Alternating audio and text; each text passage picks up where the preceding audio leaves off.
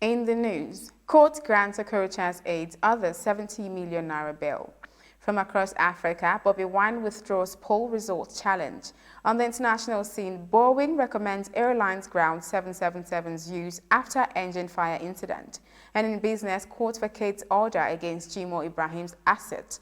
In sport, Enyimba to face Orlando Pirates in CAF Confederation Cup. Details shortly.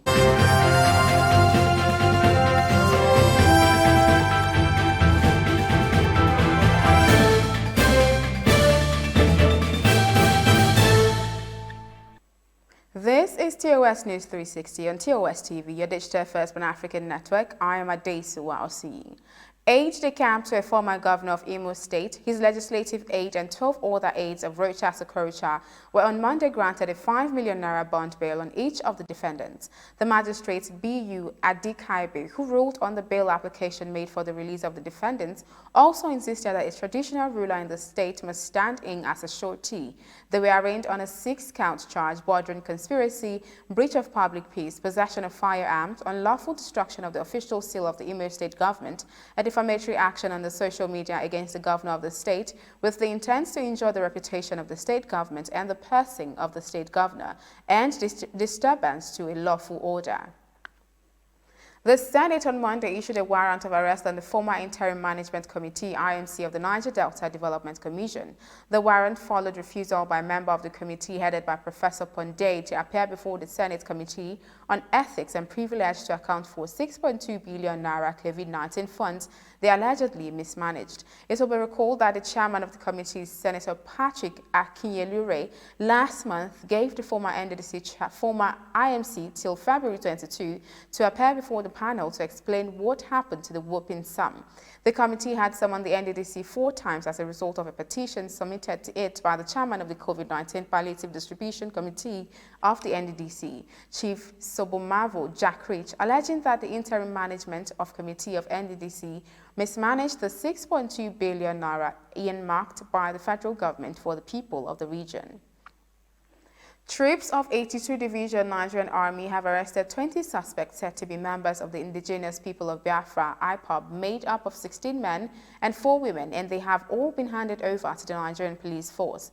Colonel Aliyu Yusuf, Deputy Director, Army Public Relations, made the disclosure on Monday while giving an update on the activities of the proscribed Indigenous People of Biafra members. He said IPOB have continued to interrupt on the security situation in the 4th Brigade area of responsibility through its unreasonable demand for secession. He also added that there have been various attacks on civilians, police and military personnel on checkpoints and extra duty of recent. It is as a result of this that appropriate superior authority directed the conduct of aggressive patrol within the general area to safeguard lives and property of law-abiding citizens. Items recovered were handed over to Police Headquarters Owerri for further necessary actions. This is your digital first Pan-African network, TOS TV. You are watching TOS News 360. Up next, developments across Africa after the break.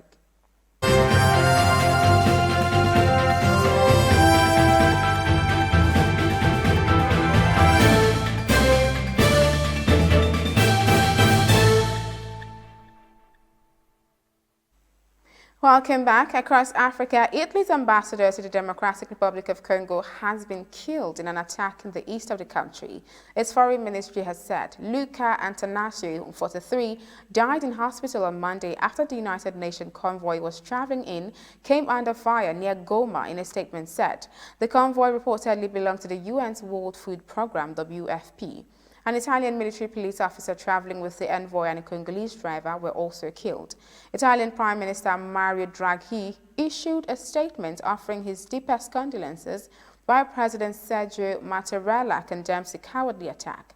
The attack is believed to have been an attempted kidnapping, according to officials at the nearby Virunga National Park. Antanasio had represented Italy in the DR Congo since 2017. He joined the diplomatic service in 2003 and spent time in Morocco and Nigeria.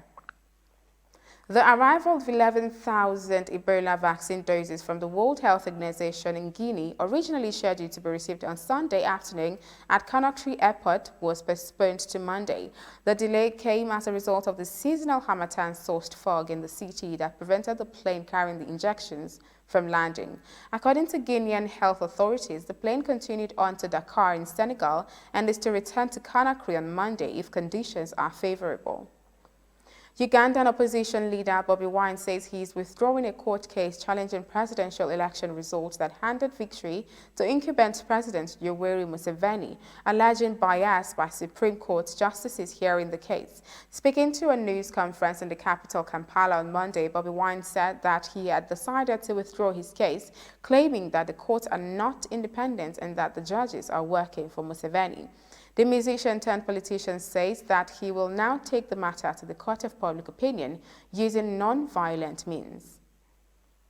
This is your digital First Pan-African News Network. You're still watching TOS News 360. Up next, stories from the international scene after the break.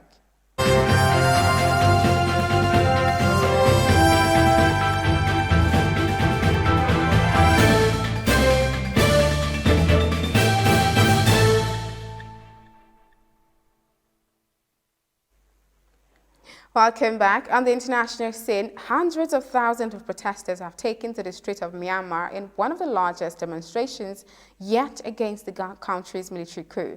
Businesses closed as employees joined a general strike, despite a military statement that said protesters were risking their lives by turning out. Police dispersed crowds in the capital and a water cannon truck was seen moving into position. It comes after at least 2 people were killed in protest on Sunday, the worst violence yet in more than 2 weeks of demonstrations. Monday's protest has been nicknamed the 22222 Revolution because it is taking place on 22nd of February. It has been compared by protesters to demonstration on 8 August 1988, known as the 888 Uprising, when Myanmar saw one of its most violent protests. Boeing has recommended that airlines ground all 777s with the type of engine that blew apart after takeoff from Denver this weekend. The most carriers with the planes in their fleet said they would temporarily pull them from service. The U.S. Federal Aviation Administration ordered United Airlines to step up inspections of the aircraft after one of its flights made an emergency landing at Denver International Airport on Saturday as pieces of the casing of the engine, a Pratt & Whitney PW4000, rained down on suburban neighborhoods. None of the 231 passengers or 10 crew was hurt, and the flight landed safely. Authorities said United is among the carriers that have grounded the planes.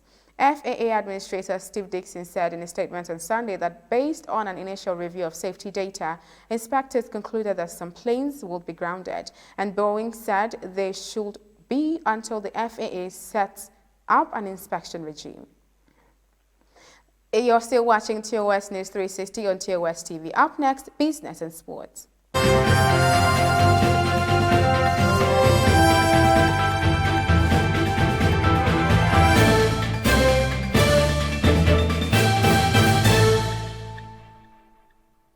And now to business. The Federal High Court in Abuja on Monday set aside the interim order through which the Asset Management Corporation of Nigeria seized property belonging to businessman Jimoh Ibrahim from alleged 69.4 billion naira debt.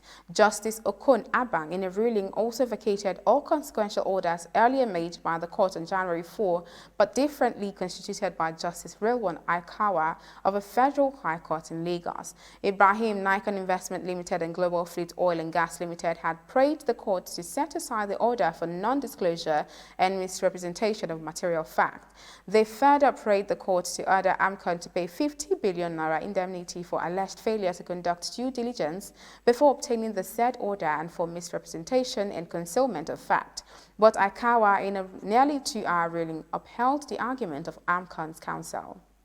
Sudan's central bank sharply devalued the currency on Sunday, announcing a new regime to unify official and black market exchange rate in an effort to overcome a crippling economic crisis and access debt relief. The change is a key reform demanded by foreign donors and the International Monetary Fund (IMF), but was delayed for months as shortages of basic goods and rapid inflation complicated a fragile political transition. The central bank set the indicative rate at £375 to the dollar. Several commercial banking sources said from a previous official rate of £55. Recently, the dollar traded at between 350 and 400 Sudanese pounds on the black market.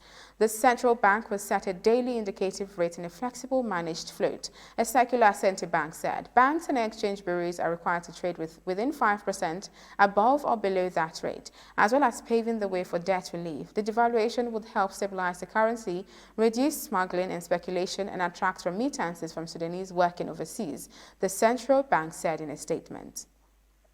And in sport, Orlando Pirates and Enyimba will renew the great football rivalry between South Africa and Nigeria after a CAF Confederation Cup draw in Cairo on Monday placed both clubs in Group A.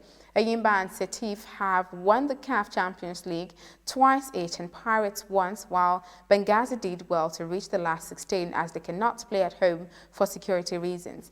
The first group matches are set for Wednesday, March 10, and the last for Wednesday, April 28, with section winners and runners-up advancing to the quarterfinals.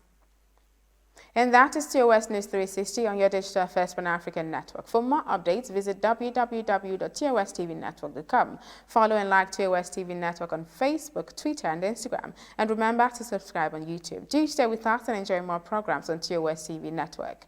I am Adesu Waosui. Thank you for watching. But